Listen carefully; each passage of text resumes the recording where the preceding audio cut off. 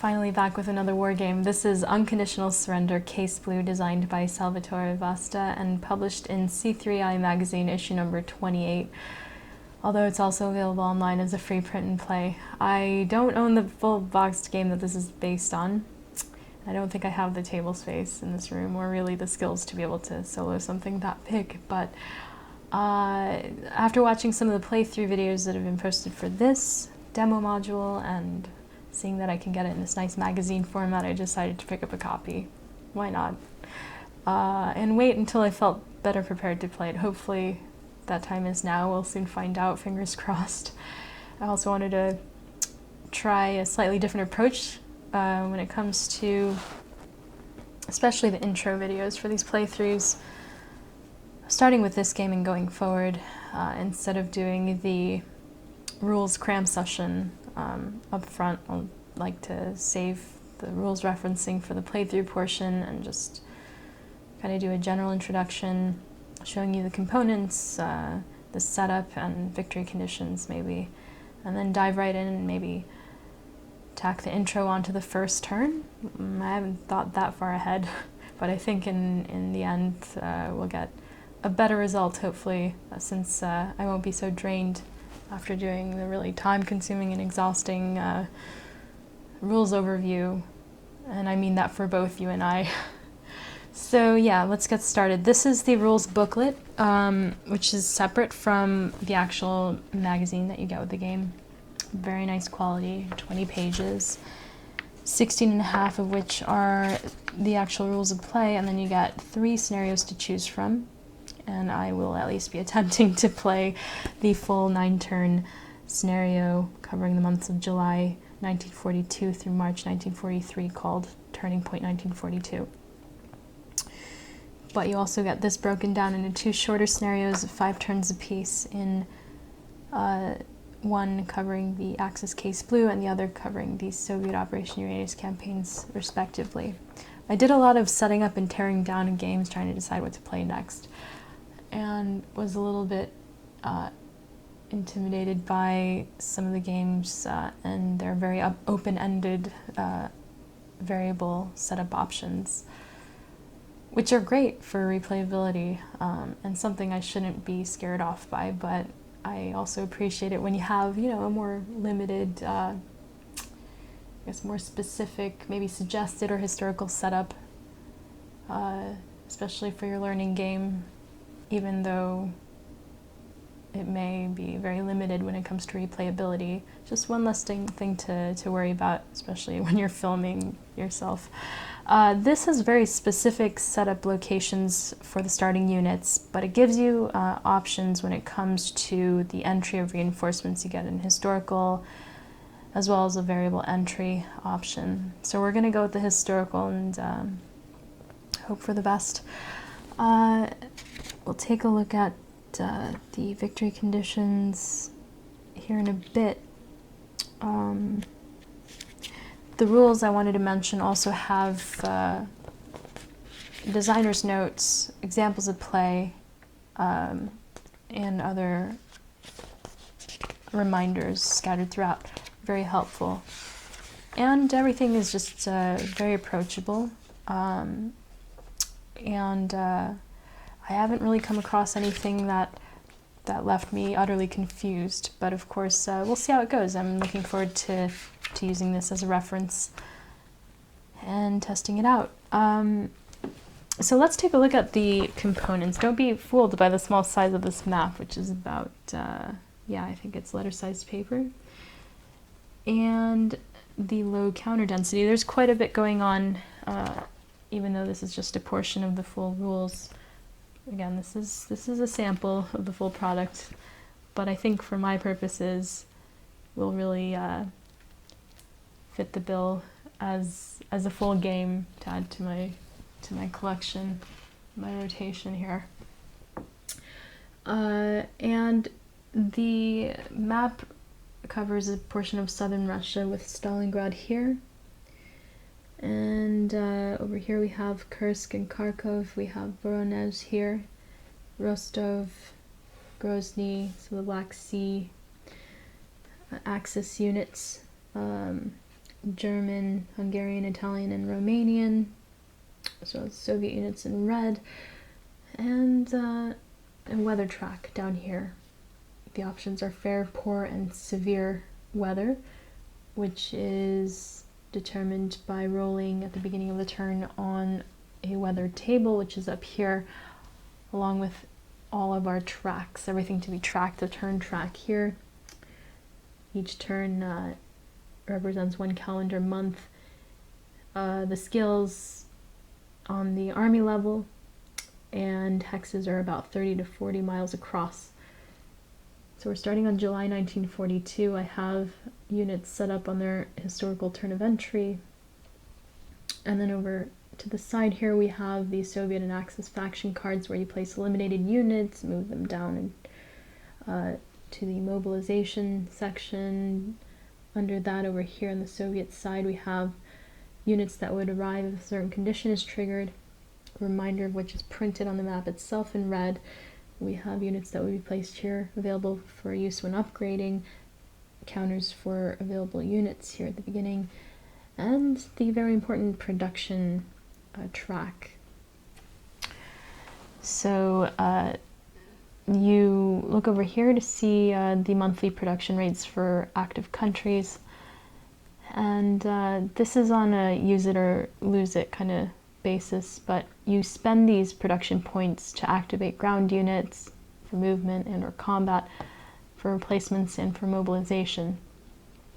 When a unit's activated, you can track its movement points spent using this, and then when it comes to combat, we have a track down here for attacker and defender, positive and negative DRMs. These two tracks down here, though, of typos here, it gets kind of confusing between 3 and 6, but it's supposed to just be a track 0 through 10 for both. And then we, in addition to all this, get a sequence of play flow chart, as well as this very important double-sided sheet. And all of this is kind of on thicker, glossier paper.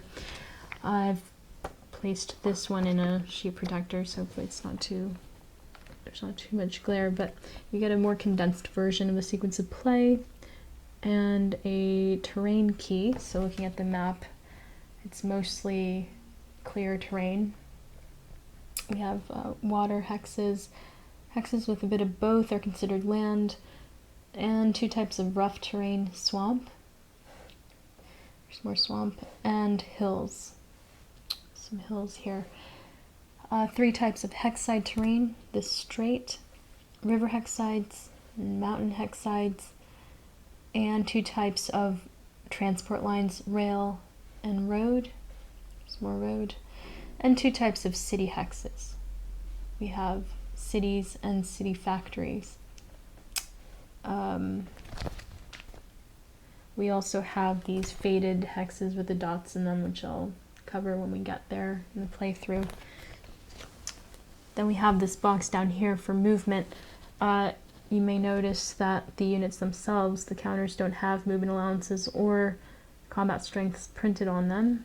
Instead, you can look here for a reminder that all leg ground units get 8 movement points when in full supply, all other units 10, and when in low supply or when they have no supply, those movement allowances are halved. And then we have our movement point costs for ground movement, down here for air movement, some reminders for air units' ranges when it comes to their airstrike and air support capabilities, partisans, and supply lines. Partisans come into play later on in the game. Here we have a reminder of where the supply sources are for each of the factions, any exceptions, mobilization locations, any exceptions, and the conditional event trigger. Again, a lot of these exceptions are noted on the map itself in red. On the flip side, we have everything that's related to combat, combat resolution sequence, combat results table. Both ground combat and air combat is resolved using this table, on which both players, the attacker and the defender, roll a die, applying any applicable DRMs. Then you cross-reference the results to find your combat results, which is interpreted down here, depending on whether it's ground combat or air combat. We have separate boxes. And I have not yet really taken a close look at these, but hopefully I'll become more familiar with everything as we play the game. Again, this is less about strategy and more about learning the game. So we also have a bunch of informational markers, for assaults, to mark hexes where there's no EZOC, whoops. Axis control markers. These are will or will not commit markers for each player. Not sure if I'll use them for the solo game, we'll find out. And then we have supply status markers for low and no supply, and some reminders when it comes to that. And these are to keep track of sorties for air units. Let's take a look at the victory conditions before we begin phase 1 of game turn 1. It states for this scenario, on any turn a faction wins the game if it controls all factory hexes. So there are 4 factory hexes. We have Stalingrad, Rostov, Kharkov, and Grozny. And again, these two, including Kharkov, begin under Axis control. If such a victory is not achieved by the last turn, the faction that controls the most city wins. So in addition to these 4 city hexes, which are the factory hexes, we have 5 additional kind of around the perimeter here, for a total of 9 city hexes in the game. Let's see. The Grozny event may occur. Special rules. The USSR Guard motorized unit can upgrade a USSR infantry unit except shock. Play tip: in August 42, that's turn 2, the German Second Army appears on the west map edge and can move. Be ready for it. Alright, so let's get started with the July 1942 turn. The first phase is the weather phase. The Axis faction rolls to determine the turn's weather. The Soviet faction does not roll for weather. So it is July, meaning for July through September, it's automatically fair weather. On a roll of 1 through 6, it's fair. So we can move on to the economy phase. Determine each active country's production points. So we look up here. Germany gets 8 points per turn. I think there's a variant that gives them 9 per turn, but I think we're going to stick with what's written here. Romania 2. We have 2 Romanian armies on the board. Italy and Hungary 1 each. Here's the Hungarian army and the Italian army. And then the USSR 6 for July through November 1942, plus 2 per factory under Soviet control. So they get a base of 6, and then 2, 4, 6. Another 6 for 12. You have a tens marker. And we're ready to move on to the operations phase. In faction order, which is always Axis then Soviet, one faction completes both its sub-phases before the next faction starts its operation phase. A faction completes its action sub-phase before starting its supply check sub-phase. So let's get started with the Axis actions sub-phase. So let's begin by activating the 4th Panzer Army, which costs the Germans 2 production points, bringing them down to 6. The unit gets 10 movement points for being a non-leg unit at full strength. And before we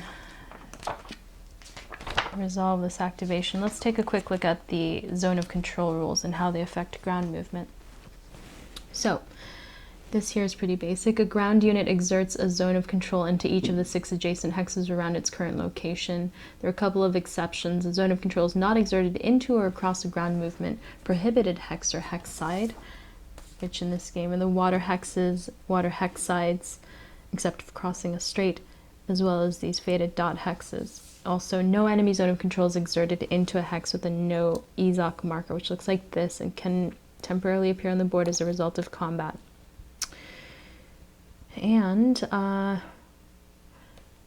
A ground unit cannot enter a hex containing a friendly ground unit and an EZOC. And by the way, the stacking limit in this game is up to 1 fighter and 1 ground unit in a hex. This cannot be violated at any point in a turn, but there are a few exceptions, one having to do with ground movement. A ground unit can temporarily violate stacking if it's moving through, i.e. not ending in, a hex containing another friendly unit and there's no EZOC in that hex. Okay, so let's take a look at the ground movement restrictions. This is where things can get a little more complicated. A unit cannot move directly between hexes which contain an EZOC exerted by the same enemy unit. So for example, the 4th Panzer Army could not move directly into this or this hex. However, at the start of its activation, and this is before having spent any movement points, a unit in an EZOC can move into a hex containing no EZOC, and then later move into a hex containing an EZOC exerted by any unit, even the enemy unit that exerted the original EZOC. So we can step out for 1 and back in, or out, temporarily overstack and in. Also at the start of an activation, a unit in an EZOC can move into a hex containing an EZOC exerted by a different unit, provided that move does not violate the same unit EZOC rule. Note that more than one zone of control from different units can be exerted into the same hex. So if we were here, for example, directly into this, or this hex, at any point during its activation, except at the start of its activation, if a ground unit is in a hex containing an EZOC, it must do one of the following 3 things. Either end its activation, or it can initiate a mobile attack against an adjacent enemy ground unit, and it can do this even if it had resolved another mobile attack in the same activation, even against the same enemy unit. Remember to pay all the movement costs for each attack. Or if it has not performed a mobile attack in this activation, it can designate an assault instead against an adjacent enemy unit, and if it does, its activation ends. Note that a unit cannot designate an assault attack and conduct a mobile attack in the same phase. It's one or the other, and both types of ground combat in this game are a function of movement, so you have to be able to pay the movement costs. So with all that in mind, let's see.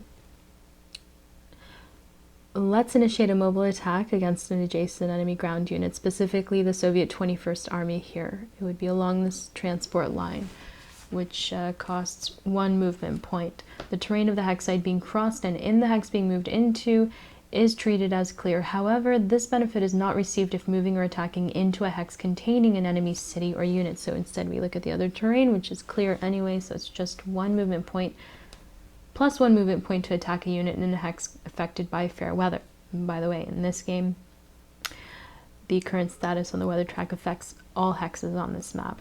So we're spending 1 for clear plus 1 for fair weather for a total of 2 movement points, and we can now resolve combat. So let's take a look at the combat resolution sequence. Step 1, for ground combat only. If it's a mobile attack, the attacking unit is the primary attacker, 4th Panzer Army. Step 2, each side will use one of these will commit, will not commit markers to secretly decide if it commits any of the following to the combat. Any number of events, event markers as per their rules, and in the case of ground combat only, such as this, 1 air unit. Both sides then simultaneously reveal their choice. If a side reveals will not commit, it cannot commit anything to the combat, even if the other side does. If a side reveals will commit, it must commit at least 1 eligible event marker or air unit to the combat. If both sides reveal will commit, you start with the attacker.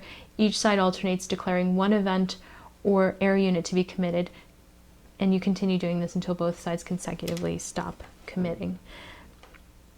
This, I think, is a lot more solo friendly than it sounds, and hopefully I can demonstrate that in the extended playthrough of the first turn here. So for this, we're going to go with will commit for both. Both sides have things they can commit. This is pretty important here. So we start with the attacker, and they only have 1 thing they can commit, their air unit. The German air unit's down here. It starts with 2 sorties. The Soviet air unit's down here, just 1. It starts with 4 sorties. The Axis player does have a couple of ground support events on their faction card. However, that is not, they're not eligible to be played in this instance here. Let's take a look at the rules for them though. So this is what it looks like. There are two, front, back, and it states that the Axis faction may play one ground support in a ground combat involving any of its ground units, attacking or defending. However, it cannot be played if the only attacking ground units are German. In the combat, the Axis faction applies a +1 DRM. After combat, roll a die, put this marker a number of turns later on the turn track equal to the result on a d6. So you have a reminder here. Ground +1. Turns, little dice here on the markers. Alright, so the attacker commits an air unit. It can do this because, well, let's take a look at the air support rules. During a ground combat, a phasing or non-phasing faction may activate one of its air units within a 5 hex range of the defending unit to attempt to provide air support to the combat. The unit must have fewer than 6 sorties, and it doesn't cost any production points to activate air units. Air support is a DRM on the ground combat DRM list over on the player aid sheet. The air unit must be of the same nationality as the defending unit or one of the attacking ground units. So it's a fighter unit of the same nationality as the attacking ground unit with fewer than 6 sorties and 1, 2, 3, 4 within a 5 hex range of the defending unit. Now over to the defender, who knows that the attacker no longer has anything left that they can commit to this particular attack. The defending player has a couple of things that they could commit. One is their own air unit down here. 1, 2, 3, 4, 5 within range for air support with less than 6 sorties, the same nationality as the defending unit. The Soviet player also has and begins the game with this tanks event. What does this do? In a ground combat, the Soviet faction may play a tanks marker if a Soviet infantry or motorized unit is involved. However, it cannot be played if the only involved unit has a shock ID, so we qualify here. The affected unit is considered to be a tank unit for ground combat DRM purposes. It retains all other designations, such as elite status. After combat, put this marker on the next turn on the turn track. There's a little 1T on the marker to remind us, also printed on the back here. So that would be a guaranteed positive DRM for the defender, which is nice. And we're probably going to want to play it at least, or definitely want to try to play it once every operations phase, right? So I think we're going to go with tanks because even though our air unit is within range here, if both sides commit an air unit, then you temporarily suspend ground combat resolution to conduct an air combat. The final result of the air combat will determine if either or both sides receive air support for the ground combat. And that entails taking a look at the air combat DRMs and results. And if we did commit the Soviet fighter unit, then let's see, the DRMs would be +2 for the Germans for being a German unit, and -2, as printed here on the sorties counter, in air combat for having 2 sorties, whereas the defender would have simply this -4. So they're at a net +0 for the attacker, -4 for the defender. And any modified result less than 1 is treated as a 1. You're rolling a d6 for each side, so the defender is most likely going to get a 1 result. The attacker 1 through 6. And it's looking like a likely DR +2. With the possibility of it being slightly, or slightly better or slightly worse, but the DR +2 would mean that the attacker adds 1 sortie and the defender would have to add the number of sorties equal to the plus number part of the result, which is the +2. So that would bring the 4 up to a 6. And as you can see here, at 6 sorties, the unit can no longer activate. So the Soviet player would have to spend quite a few production points during the replacements phase that comes towards the end of the turn to remove up to 2 sorties from 1 fighter unit. But the DR would also mean that both sides would receive the air support ground combat DRM, so it's not a clear-cut decision. If only one side commits an air unit, that side automatically receives air support. And when the fighter's activation ends, if it didn't fight a combat, then you would add 1 sortie to its total. So if it's just the German air unit, that would bring their 2 sorties up to 3, making it that much less effective in any future air combat, and that much more likely, I think, that we would be able to activate our Soviet fighter unit twice instead of just this once. So that's the rationale. So we're gonna go with tanks. The attacker doesn't have anything, so they stop. The defender stops. And so we bump this up to 3 sorties and give the attacker the air support ground combat DRM of +2. Yeah, if the defender's hex is affected by fair weather.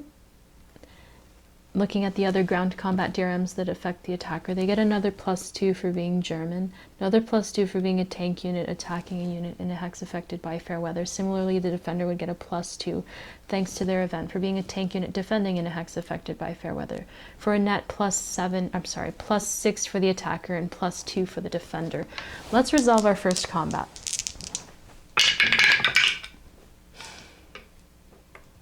So we're looking at the attacker's roll in black is modified 11 versus the defender's 7. That is a DR +2. For ground combat results, you ignore the plus number part. I think that only has to do with sorties during air combat. So it's just a DR. Let's take this opportunity to look at the retreat. The retreat rules. DR is defender retreat. A retreat is a 1 hex move in total. A unit that retreats moves 1 hex away from the attacker, and it must put a 1 hex gap between the attacker and the defender. There's an exception when it comes to ground movement prohibited hex sides, which we'll cover if it comes up. The defending faction chooses the hex a unit retreats into. There's some other rules when it comes to assaults and partisans marker.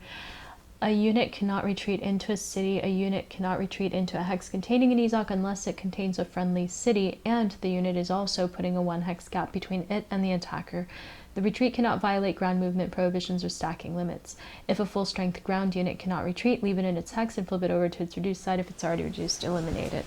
So this goes on the next turn and will be available on the August 1942 turn. We're going to retreat this straight back. The attacking unit has the option to advance after combat into the defender's vacated hex, and we'll go ahead and do that and continue with its activation. So we have 8 movement points left. We're going to conduct another mobile attack against the same unit here. 1 for clear terrain, +1 for fair weather.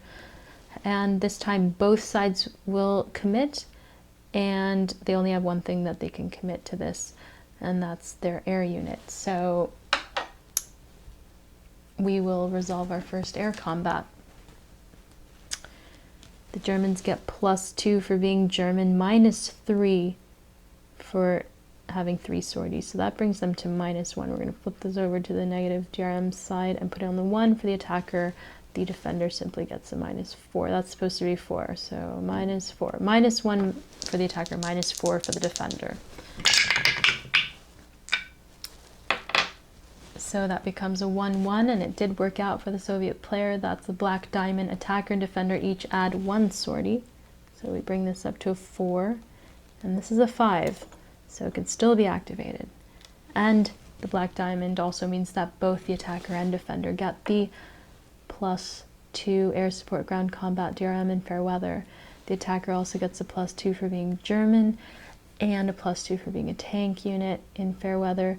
The defender gets no other DRMs. We're on the +6, +2 for this second mobile attack. Ooh, crazy.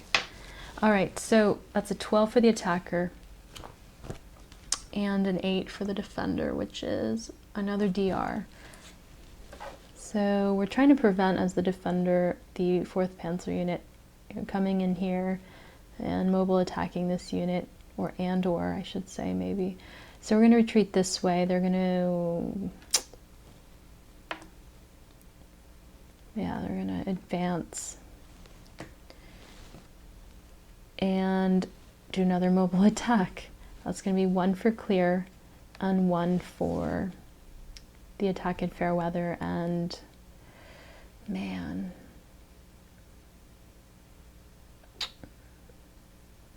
I think only the defender's committing. So they are up to 6 sorties now, and we'll get the +2 as the defender for the air support. Germans get +2 for being German, +2 tank. So we're looking at a +4, +2.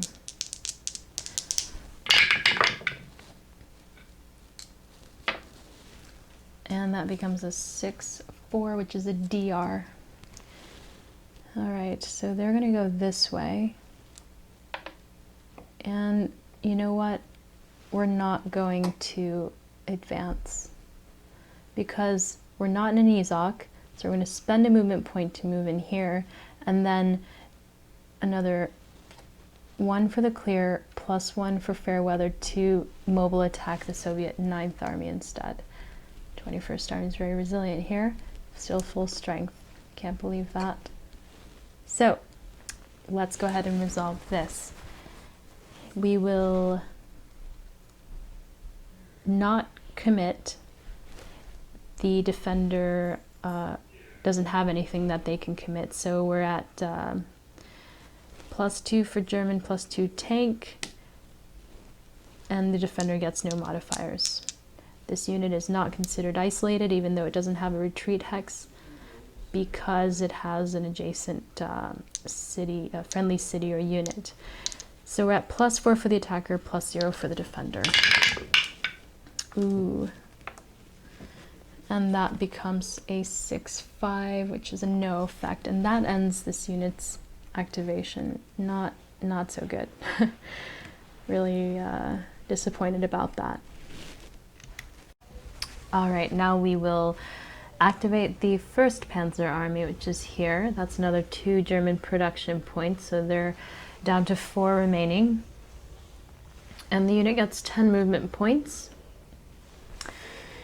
So let's see, we will initiate a mobile attack across the river against the Soviet 9th Army.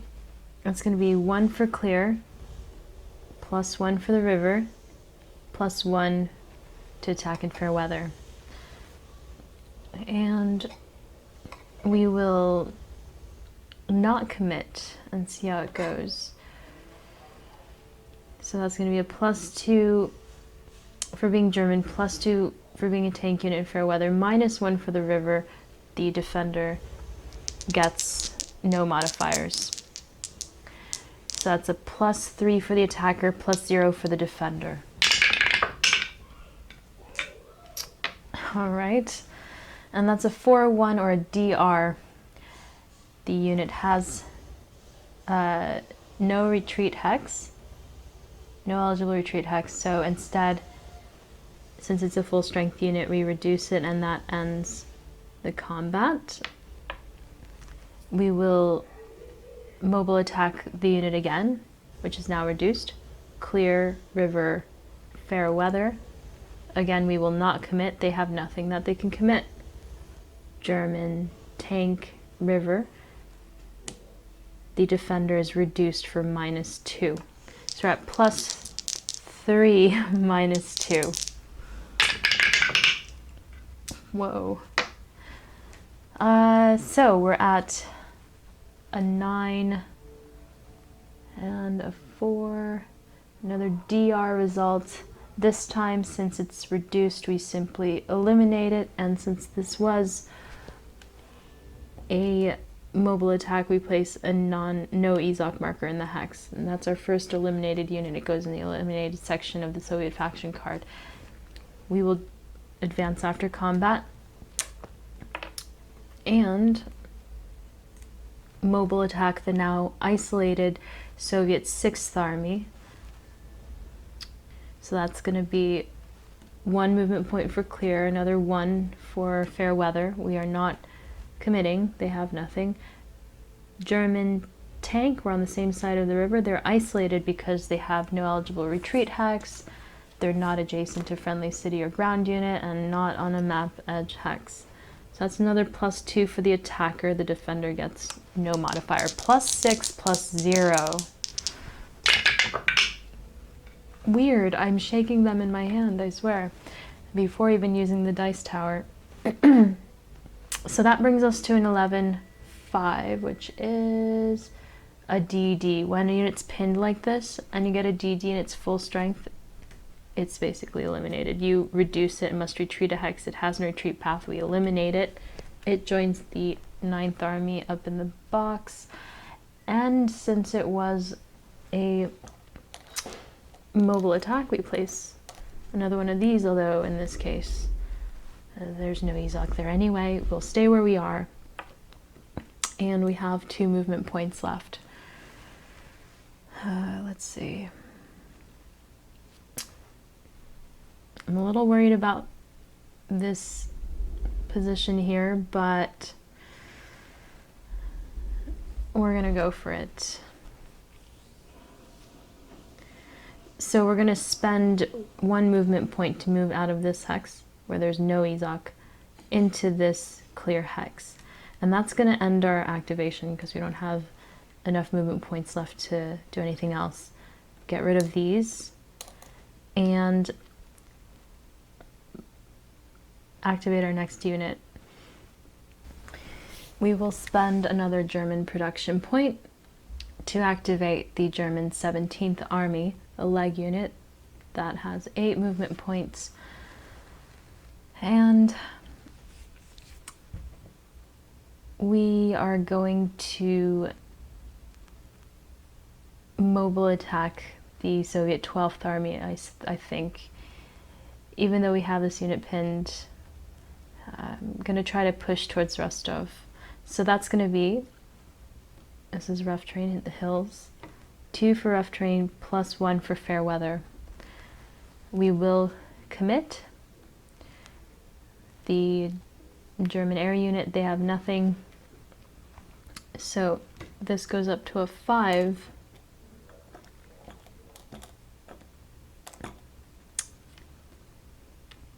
And we get the +2 for air support and fair weather, another +2 because we're German, but a -1 because we are attacking a unit in rough terrain. They get nothing. +3, +0.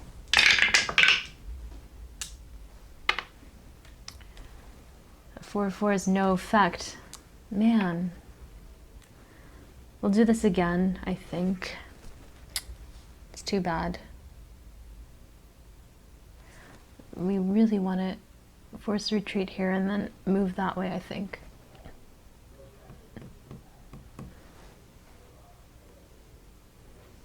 All right, let's do it. 1, 2, 3. Commit. We're now up to 6. +2 air, +2 German, -1 rough.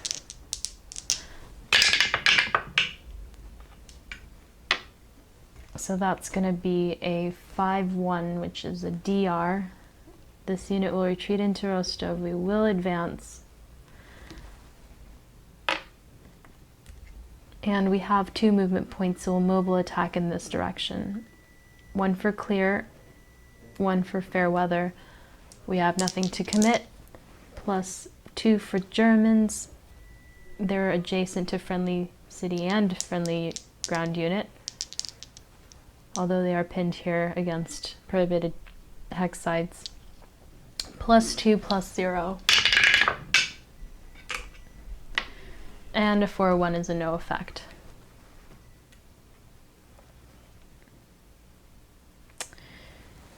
Next, we will activate the Romanian 3rd Army. That costs the Romanians 1 production point. This unit is a leg unit with 8 movement points to spend. We'll move here, clear terrain where there's a fighter unit for 1, and then here for 1 along the transport line. mobile attack against the Soviet 51st. Clear, fair weather. And let's go for it. Not committing, obviously. A 3-6 is unfortunately an AS, which is attack stopped. Not doing so well here. That ends the unit's activation.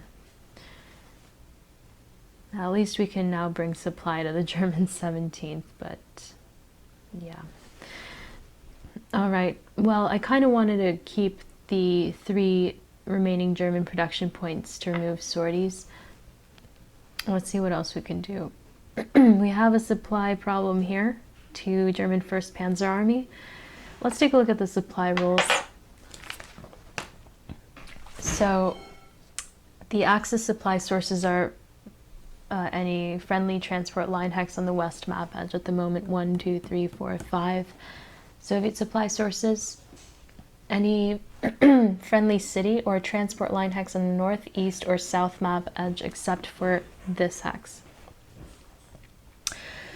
The supply line range is up to 2 hexes at start of trace, then unlimited along a transport line back to a supply source. However,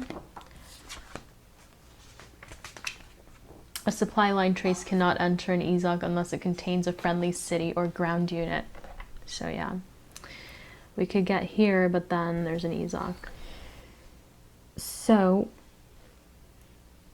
what are we gonna do? 1, 2, 3 mobile attack. 1, 2, 1 mobile attack. We got a problem over here, but I think we're gonna have to try to deal with this. So we're gonna activate the Italians, and they get 8 movement points. 1, 2, 3 mobile attack. 1 +1, and we're not committing, but get a +2 since this unit's isolated.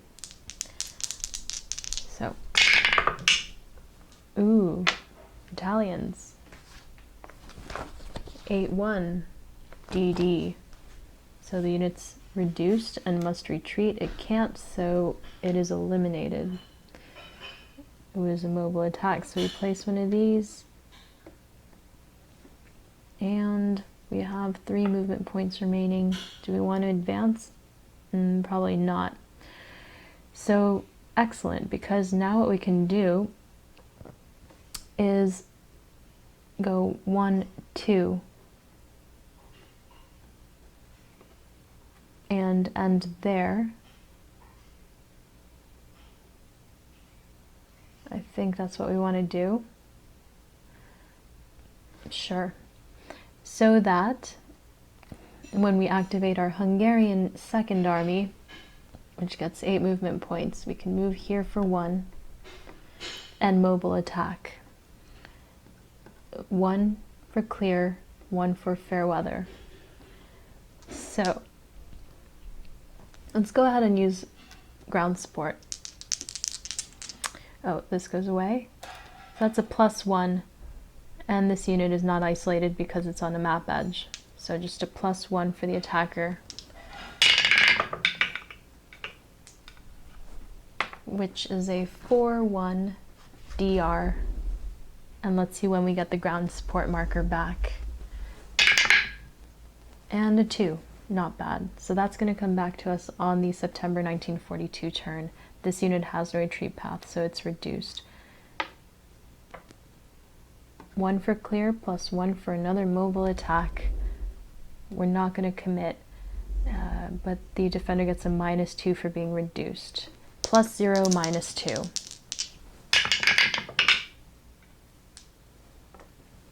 A 2-1 is a no effect. Same thing. Clear and attack. We're not committing. +0, -2. 4-2 is a DR. This unit is eliminated. And we have one movement point left. I guess we'll advance and move up.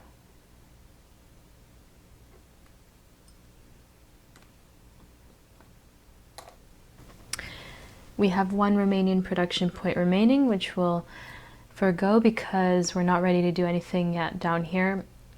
And that ends the Axis action subphase, since we're saving the 3 German production points again for the replacements phase.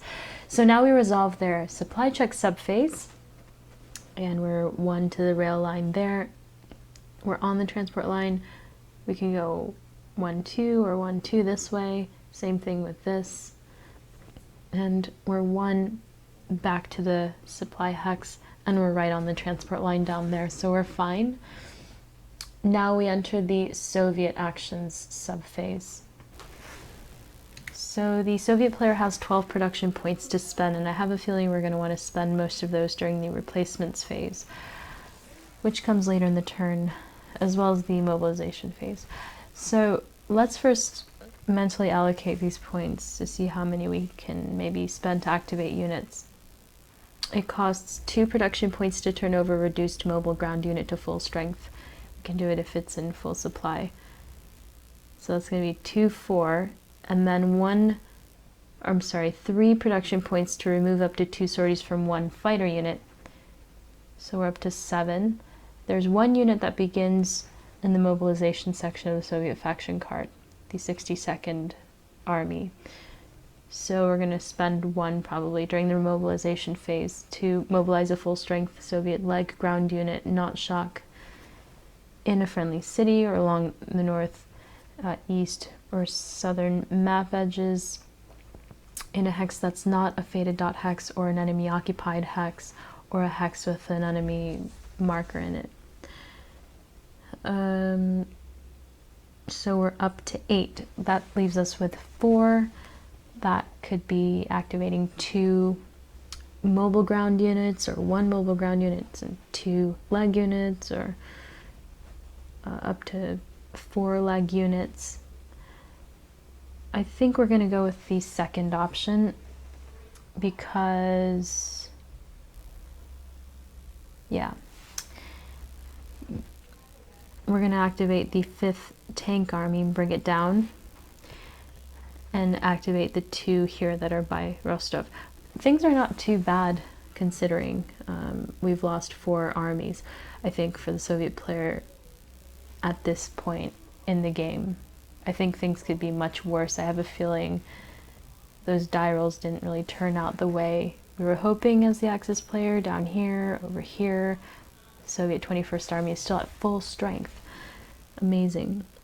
So, yeah, let's first spend 2 to activate the Soviet 5th Tank Army for a couple of reasons. We're going to bring it down.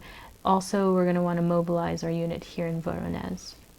So, it gets 10 movement points, and it can go 1, 2, 3, 4 for the river, 5, 6. Let's move that far first of all. 1, 2, 3, 4, 5, 6.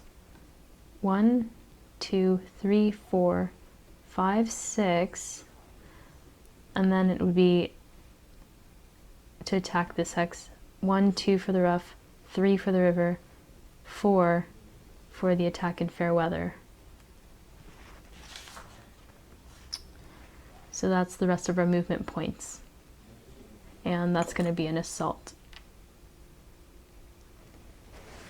Next, we have 10 remaining. We'll spend another, and we'll activate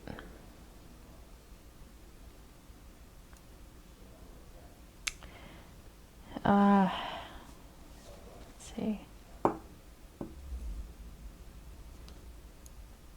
We'll activate the Soviet 12th Army. This unit would still be in supply through here. Boom. So, or we could move out and then in here, but then this unit would be stuck. So I think we have to stay where we are. We got the 8 movement points, and we're going to spend 1, 2 for the rough, plus 1 to join, I think, join in this assault.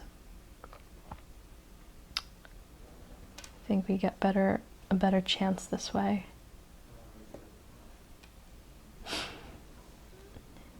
Instead of mobile attacking the German unit that's in the rough.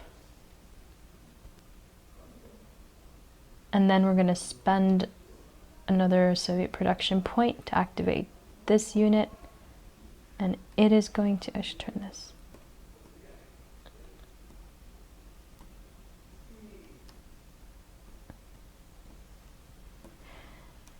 It is going to get 8 movement points and spend 2+1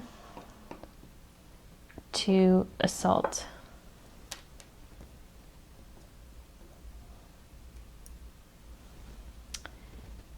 And we're down to 8 Soviet production points remaining. At this point, we're going to choose to resolve the assault. So we've not done this yet. It's basically a one-time roll here to resolve this combat. And you can commit up to 3 attacking units. And the modifiers are slightly different. Some are shared, some are different. So let's do the attacker first. They, because of the multiple attackers, must first assign a primary attacker, and we're just going to go with one of these two. We'll say this from Rostov. And let's see.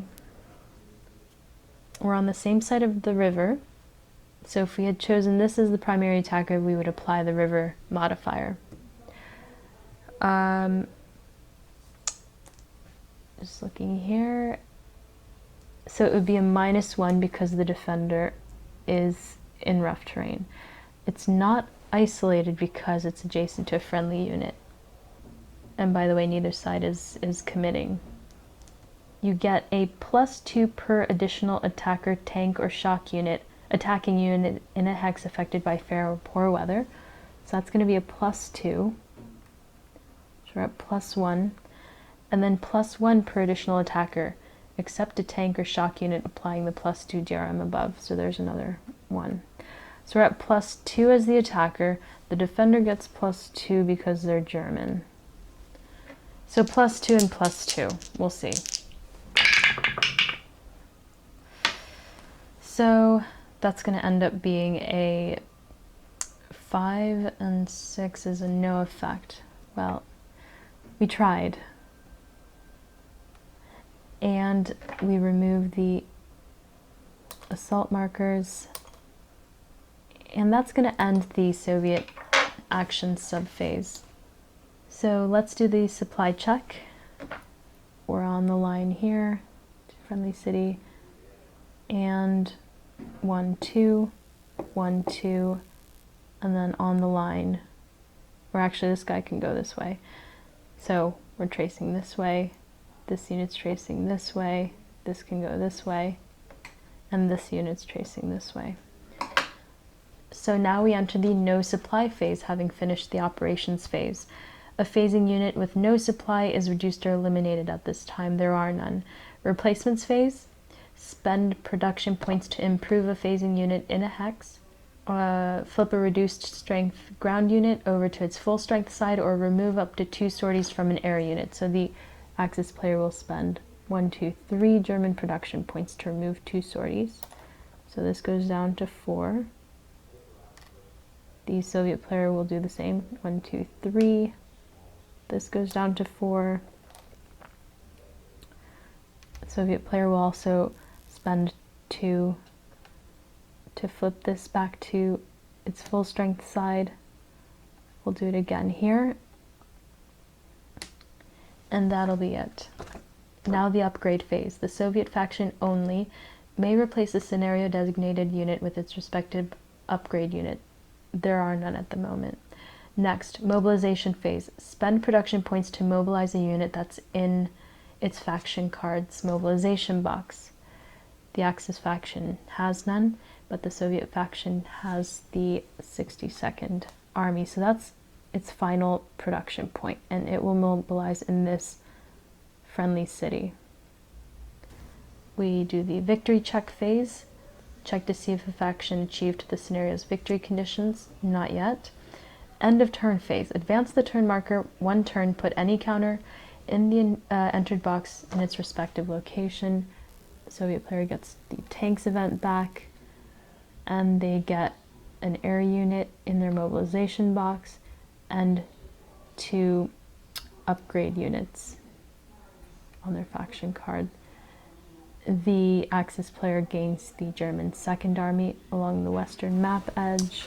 So it actually states here that the unit is placed on any friendly hex on the west map edge from hex 2651 to 3551.